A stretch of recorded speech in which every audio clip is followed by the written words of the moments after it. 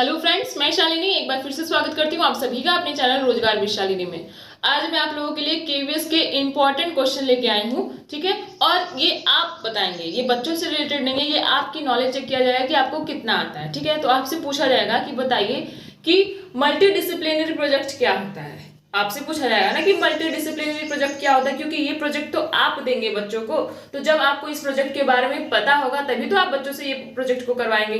तो चलिए मैं आज आपको यही बताऊंगी कि मल्टी डिसिप्लिनरी प्रोजेक्ट क्या होता है। और दूसरा क्वेश्चन है कि टीचिंग लर्निंग आउटकम्स क्या होते हैं, ठीक है। मैंने दोनों क्वेश्चन आपको बता दिए हैं। अगर आपको इन दोनों क्वेश्चन में से किसी का भी आंसर आता हो तो आप लोग कमेंट बॉक्स में कमेंट करिए। पहला क्वेश्चन है कि आप लोग मल्टी डिसिप्लिनरी प्रोजेक्ट से क्या समझते हैं। दूसरा क्वेश्चन है कि टीचिंग लर्निंग आउटकम्स क्या होते हैं, ठीक है। तो चलिए हम लोग पहला आंसर देखते हैं कि मल्टी डिसिप्लिनरी प्रोजेक्ट क्या होता है। आपको इस वर्ड से ही समझ में आ रहा होगा कि मल्टी मल्टी मतलब क्या होता है कि एक से अधिक। तो मल्टी डिसिप्लिनरी प्रोजेक्ट में ये होता है कि हम लोग कोई एक ऐसा टॉपिक बच्चों को देते हैं जो हमारे सारे सब्जेक्ट्स को कवर करता है। यानी कि अगर हम कोई एक टॉपिक दे रहे हैं अगर, तो उस टॉपिक से इंग्लिश में भी क्वेश्चन बनना चाहिए, हिंदी में भी क्वेश्चन बनना चाहिए, आर्ट में भी बनना चाहिए, मैथ्स में भी बनना चाहिए, इंग्लिश में भी बनना चाहिए। जितने भी सब्जेक्ट्स हैं उन सारे सब्जेक्ट्स को हम लोग एक टॉपिक से जोड़ते हैं, क्योंकि कहीं ना कहीं आप सभी को पता है कि जितनी भी चीजें होती हैं, ठीक है, वो सारे सब्जेक्ट्स की जितनी भी चीजें होती हैं वो सब एक दूसरे से कनेक्टेड होती हैं, एक दूसरे से रिलेटेड होती हैं। सारे नॉलेज आपस में घूम के बच्चों को समझाने की ही कोशिश करते हैं। तो आपको कोई एक ऐसा टॉपिक सेलेक्ट करना होता है मल्टी डिसिप्लिनरी प्रोजेक्ट में जो सारे सब्जेक्ट्स को कवर करता है, ठीक है। चलिए मैं आपको एक एग्जांपल बताती हूँ। सपोज करिए कि हम लोगों ने वाटर टॉपिक दे दिया है बच्चों को कि आपकी मल्टी डिसिप्लिनरी प्रोजेक्ट की टॉपिक है वाटर। अब आपको क्या करना है, वाटर में इंग्लिश में भी कुछ ना कुछ बताना होगा, हिंदी में भी कुछ ना कुछ बताना होगा, और मैथ्स आपको हर एक सब्जेक्ट में इंग्लिश, हिंदी, मैथ्स, आर्ट, है ना, हर एक सब्जेक्ट में आपको वाटर से ही कुछ ना कुछ बताना होगा। तो मैं आपको बता देती हूँ कि कैसे आप आर्ट में भी वाटर से क्वेश्चन बना सकते हैं और कैसे आप हिंदी में, इंग्लिश में, ईवीएस में, हर सब्जेक्ट में वाटर से क्वेश्चन बना सकते हैं। मैंने आपके लिए लिखा है, अगर आप लोग चाहे तो इसकी नोट्स बना सकते हैं, क्योंकि ये बहुत ही ज्यादा इंपॉर्टेंट क्वेश्चन है, आपसे पूछा जाएगा। तो पहला मैंने बता दिया कि हम लोग अगर वाटर टॉपिक दे देते हैं बच्चों को कि वाटर टॉपिक है और आपको इस पे मल्टी डिसिप्लिनरी प्रोजेक्ट को करके ले आना है, यानी बच्चा इंग्लिश में भी करेगा, हिंदी में भी करेगा, मैथ्स, आर्ट, ईवीएस सब में।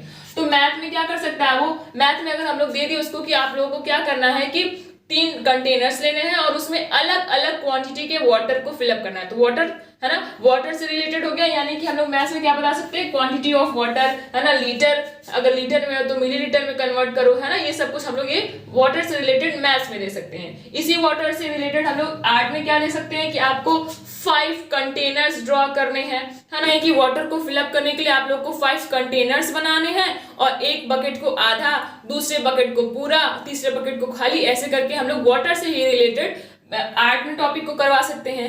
ईवीएस में हम लोग क्या करवा सकते हैं, ईवीएस में हम लोग बोल सकते हैं कि right the 5 uses of water, है ना। ये हम लोग ईवीएस में टॉपिक दे सकते हैं कि यूजेस क्या होते हैं वाटर के, आप लोग बताइए, ठीक। वही चीज अगर हम लोग इंग्लिश में देना चाहें तो हम लोग ये बोल सकते हैं कि राइट एसे ऑन वाटर, है ना, एसे लिखिए वाटर पे।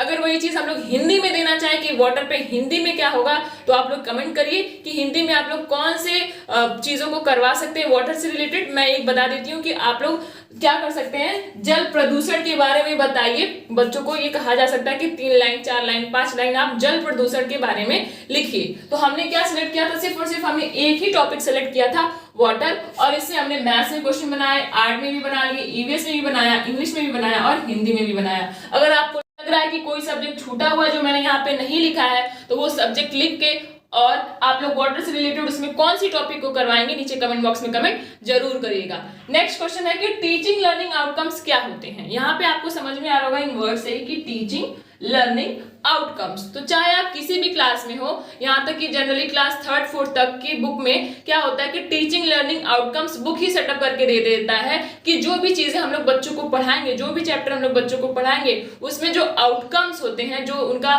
फीडबैक होता है, वो बच्चों से मिलना चाहिए हमको, है ना। जो अगर चीजें हम बातों को बच्चों को बता रहे हैं, सिखा रहे हैं, जिस भी टॉपिक के बारे में लोग बच्चों को बताना चाह रहे हैं, उसका आउटकम मिलना चाहिए, ठीक है। उस चैप्टर से आगे तब तक नहीं बढ़ेंगे जब तक कि वो आउटकम हम लोग खुद से प्राप्त नहीं करवा लेते हैं बच्चों से, ठीक है। जब तक हम वो सारी चीजें बच्चों को नहीं सिखा देते हैं तब तक वो हमारा लर्निंग टीचिंग आउटकम जो है, टीचिंग लर्निंग आउटकम्स वो कंप्लीट नहीं होता है। इसके लिए हर एक सब्जेक्ट्स के लिए जनरली क्लास 3rd तक टीचिंग लर्निंग आउटकम्स बुक ही डिसाइड करके देता है कि उस टीचिंग लर्निंग आउटकम्स को आप लोग अच्छे से निकलवा पा रहे हैं बच्चों से कि नहीं निकलवा पा रहे हैं, ठीक है। उस गोल को सेटअप किया जाता है पहले ही आपकी क्लास में, आपके चैप्टर में सेटअप करके दिया जाता है और टीचर्स की ये रिस्पॉन्सिबिलिटी होती है कि वो जो टीचिंग लर्निंग आउटकम्स है वो कंप्लीट करवाएं।